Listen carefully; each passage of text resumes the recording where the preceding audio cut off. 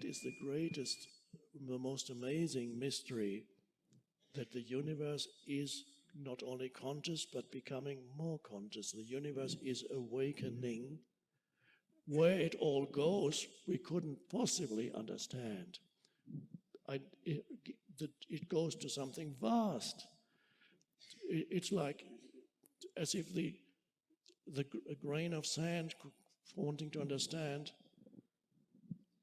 the earth or the universe. You can't understand it. You can get glimpses of it when you step out of thinking. You can get glimpses of the vastness of it all that's unfolding, that we are part of that vastness. We are like a spark in the awakening consciousness that appears briefly. Every human, you could look at every human as a spark of consciousness that briefly manifests out of that one consciousness. It comes out and then it brings back what it has learned. Not the details, but the essence of what it has learned in this incarnation. So the universe, every human life on this planet is that spark coming in, the consciousness coming. So it comes in and goes, gone. That was your life.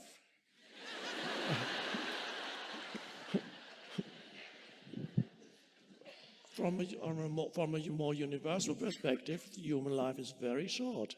And if you could look at it from a higher perspective, a more universal perspective, you would see this planet, and you would see continuously these sparks, billions of sparks, lighting up and disappearing all over the planet.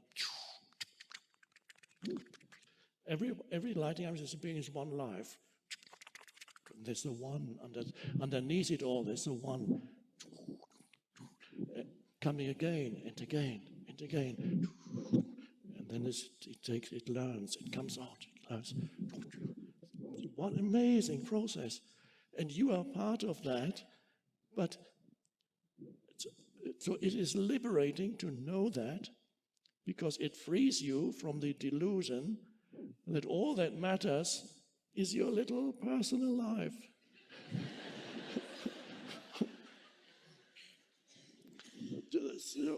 all the problems that fill up your personal life, a few years from now, nobody will remember. Just a few years. And I like to look at old movie scenes from cities where all these people are running around the city in 1903 or 1910, and they're all gone now. And I look at this. We had a retreat last week, and I showed one of those clips, people running around the city in 1900, hundreds of people. And now, where are they? Nobody remembers their names even. And every life was on the personal level was so important. So if you get to with the transcendent dimension, it gives you a true perspective of how important the personal dimension is. Yes, you look after it. Yes, you honor it.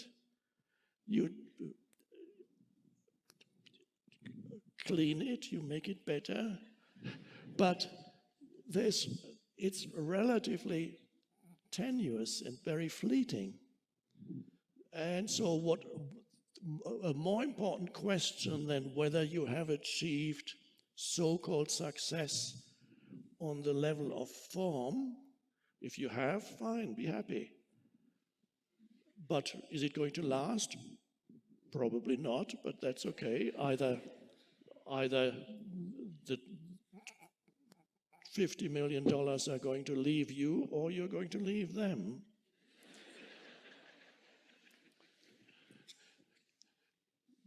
So a more important question is, are you awakening? Are you aware? Are you awake now? So the greatest achievement, my greatest achievement in life, a wonderful achievement, is not that these books have come through me, but I'm not burdened by thinking anymore. And in fact, I don't have to think if I don't want to. I just go.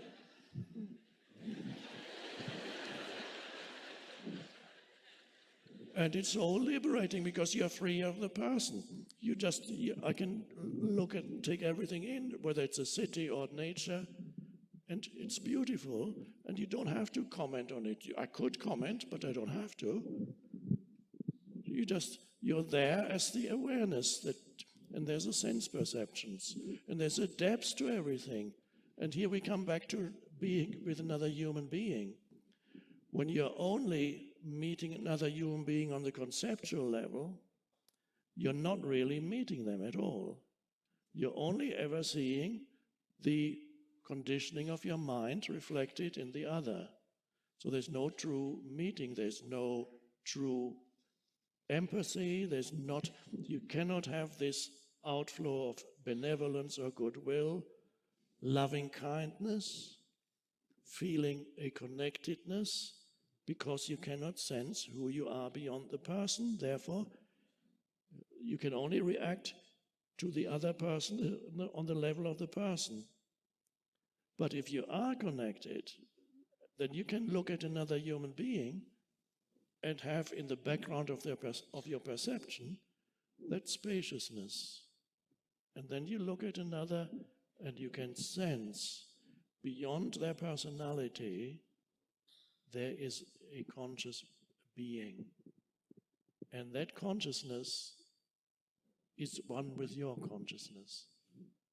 And when you realize that consciousness in the other, that you can sense in the other, beyond their personality, which may or may not be pleasant, you can sense the deeper dimension of their being. And that changes the way in which you interact with other human beings. That brings, only that state of consciousness of spaciousness can bring in love. That is where love arises. Not the love that says, come to me, don't you ever leave me. I love you so much. You better remember that.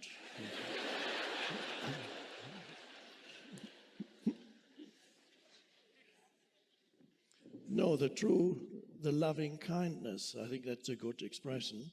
The Dalai Lama said, my religion is, he didn't say my religion is Buddhism, he said my religion is kindness. So what he's talking about is ultimately a state of consciousness, because it's only kindness, this true loving kindness towards another human, can only arise out of that transcendent state of consciousness, where you're able to be conscious, but you're no longer controlled, burdened by,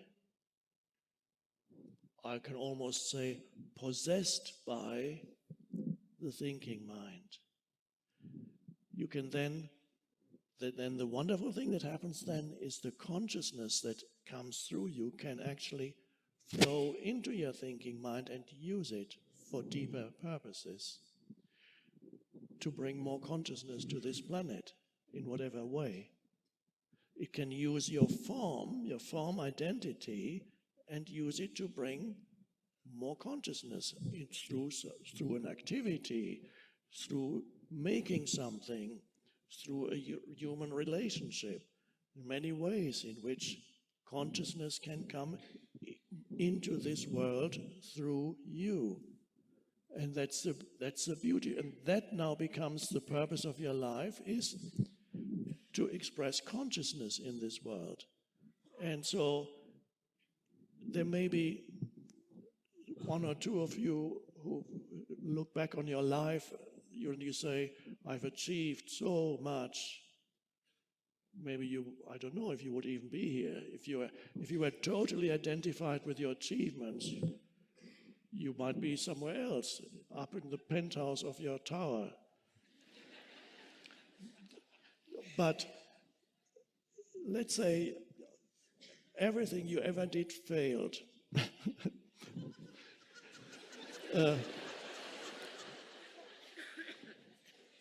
Or it might be, as somebody told me, he said in a kind of half proud and half sad, he said, I've never failed at anything because I've never tried anything. Okay, so let's say you failed at everything you tried. You had your business ideas and the business failed, and then you had your first marriage and the first marriage failed, and you had your second marriage and the second marriage failed, and then you finally made some money and then you lost it all, and then you had to experience bankruptcy, and then they put you in prison, and then they let you out, and now you're here. And then you sit here, and you can go, this total failure of my life, it's so awful. Oh, look at all these people, they're all successes, great successes, they're all comfortable, they're doing well, they're spiritual, and here I am. You can go that way, or you can go,